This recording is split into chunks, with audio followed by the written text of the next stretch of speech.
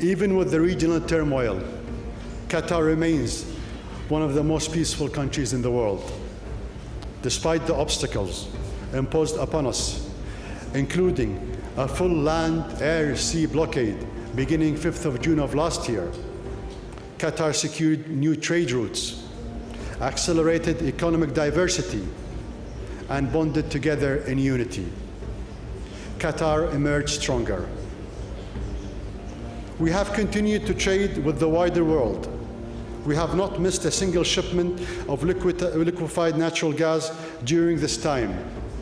This is vital to the rest of the world, as we are the world's second largest exporter of natural gas, and our exports ensure the stability of global energy supplies. By diffusing the impact of the illegal and aggressive measures imposed on our people, Qatar preserves its sovereignty. This failed blockade shows how small states can use diplomacy and strategic economic planning to weather the storms of aggression from larger, ambitious neighbors.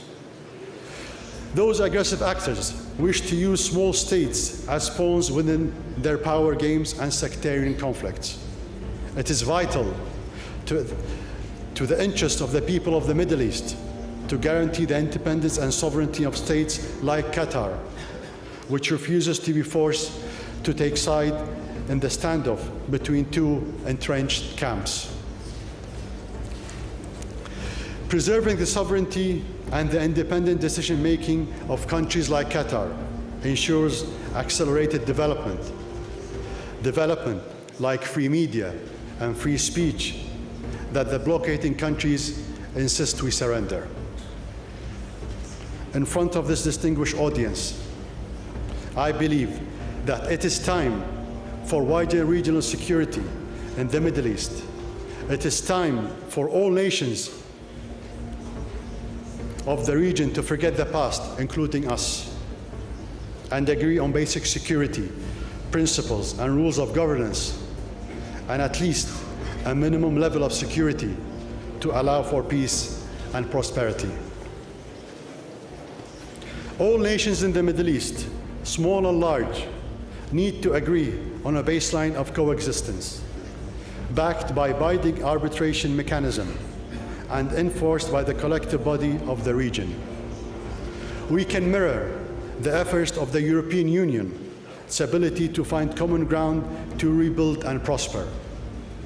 Shifting from feuds to cooperation will require that we each be held accountable, like allowing the flow of humanitarian aid to pass across borders, allowing safe and free passage for families, providing access to religious sites to all faiths, preventing the desecration of historic and religious sites, and respecting common trade routes. This should not be a pipe dream. Too much is at risk. The Middle East is at the brink. It's time to bring it back.